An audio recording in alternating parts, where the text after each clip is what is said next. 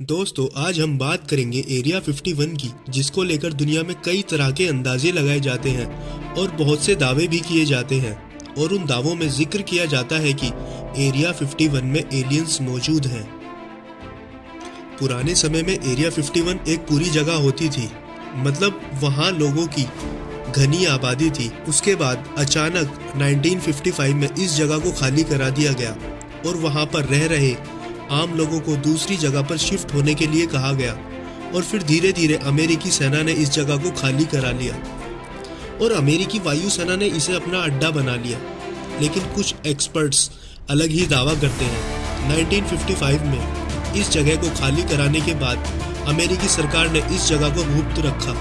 यहाँ तक अमेरिका ने अपने सैटेलाइट से पूरी दुनिया पर नज़र रखी, लेकिन अमेरिका ने इस जगह को सैटेलाइट में कभी नहीं दिखाया और इस जगह को हमेशा गुप्त रखा। एरिया 51 अमेरिका के एक स्टेट नेवाडा के दक्षिण हिस्से में मौजूद है। उसके बाद 1988 में सेकेंड वर्ल्ड वॉर के बाद अमेरिका और रशिया के बीच कोल्ड वॉर चल रहा था और इसी के चलते रशिया ने 1988 में यहाँ की कुछ सैटेलाइट्स इमेज लीक कर दी। रशिया ने यह भी दावा किया कि यहाँ पर कुछ अजीबोगरीब एक्टिविटीज़ हो रही हैं और उस वक्त अचानक किसी जगह का दुनिया के सामने आना एक शॉकिंग न्यूज़ था। लेकिन फिर भी अमेरिका ने वहाँ पर किसी ऐसी जगह के होने से इनकार कर दिया और रशिया को गलत ठहराया और इस राज को राज ही रहने दिया। लेकिन 2013 में जाकर इस बेस की जानकारी आधिकारिक रूप से दुनिया के सामने पेश की। लेकिन असल कहानी की शुरुआत होती है 1947 से।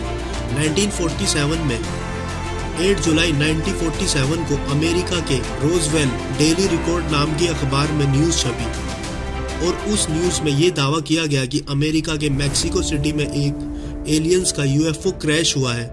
और ये खबर छपते ही ये खबर पूरे अमेरिका में आग की तरह फैल गई और लोग इसके बारे में तरह तरह की बातें करने लगे। लेकिन असली खेल तब शुरू हुआ जब इस यूएफओ इंसिडेंट की जाँच करने वाले अधिकारी वॉल्टर हार्ट नाम के एक ऑफिसर की रातों रात मौत हो गई। उनकी मौत के बाद उनके पास एक लेटर मिला जिसमें उन्होंने लिखा था कि उनको जांच के दौरान 2 एलियंस डेथ बॉडी मिली थी।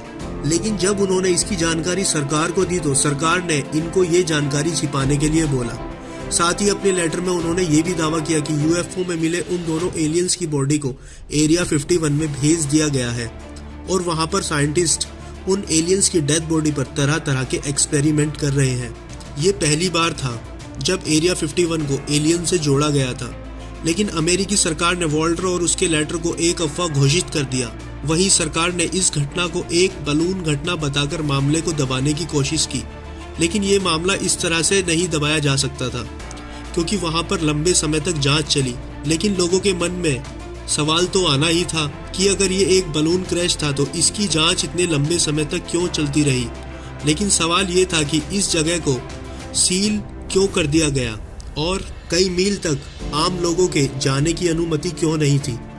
यहाँ तक ये यूएफओ क्रैश मामला ठंडा भी नहीं हुआ था कि एक और बात लोगों के सामने आ गई। वहाँ के एक वर्कर ने वहाँ की कुछ फोटोज और वीडियोस लीक कर दी। लेकिन उस समय में इंटरनेट तो नहीं था, उसी के चलते ये खबरें ज़्यादा आम लोगों तक नहीं पहुँच पाई। लेकिन जिन लोगों ने फोटोज और वीडियो देखी उन्होंने ये दावा किया कि उनमें एलियंस साफ साफ नज़र आते हैं। अब वो लोग झूठ बोल रहे थे या सच, ये बात आज तक एक मिस्ट्री ही है। उस समय जहां लोग एलियंस के होने का दावा कर रहे थे, वहीं दूसरी ओर अमेरिका इस जगह के होने से ही इनकार कर रहा था। लेकिन फिर मामला ठंडा पड़ गया और लोग इस जगह के बारे में भूल गए। लेकिन ये मामला एक बार फिर चर्चा में आया।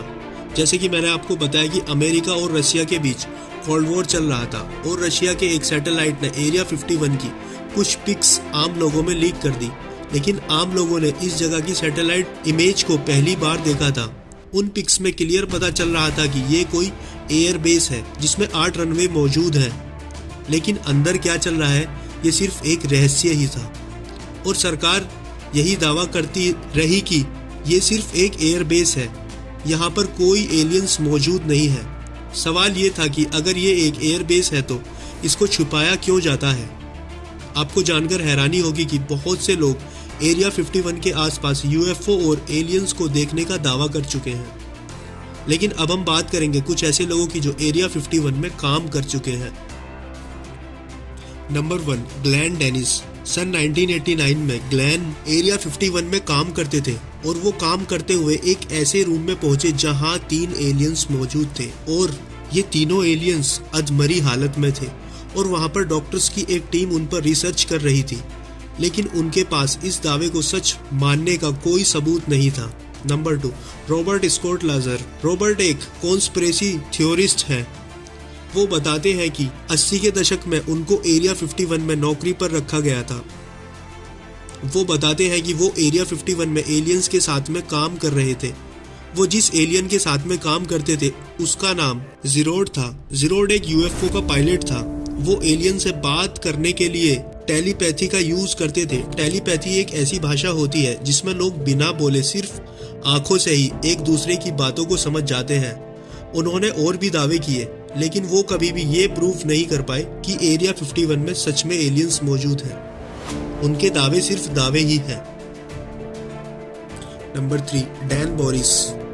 इन लोगों की तरह डैन बोरिस ने भी ये दावा किया कि उन्होंने वहां डॉक्टर्स की टीम को एलियंस की बॉडी पर ऑटोप्सी करते हुए देखा है। उन्होंने ये भी दावा किया कि उन्होंने एक कंप्यूटर लैंग्वेज से एक एलियन से बात भी की, लेकिन डैन के पास भी अपनी इन बातों को साबित करने का कोई सबूत नहीं था। इसके अलावा एरिया 51 में काम करने वाले कुछ साइंटिस्ट दावा कर चुके हैं कि एलियंस हमारी धरती पर 50 या 100 साल से नहीं बल्कि 10,000 साल से धरती पर आते रहे हैं। इनको हमारी धरती पर पहुंचने के लिए 14 लाइट ईयर्स का समय तय करना पड़ता है और एलियंस इस सफर को कुछ ही घंटों में पूरा कर देते हैं। लेकिन ये बातें सिर्फ बातें ही हैं। आज तक कोई भी इंसान इन बातों को सच साबित नहीं कर पाया है। कई बार बहुत से लोग एरिया 51 में घुसने की कोशिश कर चुके हैं।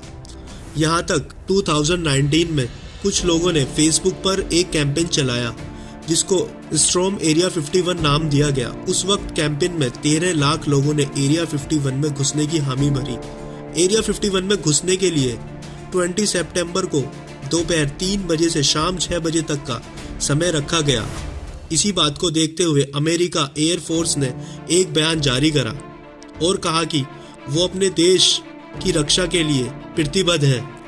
अमेरिकी सरकार हमेशा से ही एरिया 51 को एयर फोर्स का एक्सपेरिमेंटल जोन मानती आई है, जहां पर अमेरिकी सेना के नए नए एयरक्राफ्ट और आधुनिक हथियारों का एक्सपेरिमेंट किया जाता है और अमेरिकी सुरक्षा के लिहाज से वहां पर आम लोगों का जाना मना है। एरिया 51 के बारे में आप क्या सोचते हैं, मुझे कमेंट सेक्शन में ज़रूर बताना। आपका कीमती समय देने के लिए बहुत बहुत थैंक यू। मैं ऐसी ही इंफॉर्मेटिव वीडियोस लाता रहता हूं, तो चैनल को सब्सक्राइब कर दो, वीडियो को लाइक कर दो और यार शेयर भी कर दो। मिलते हैं नेक्स्ट वीडियो में, तब तक जय हिंद।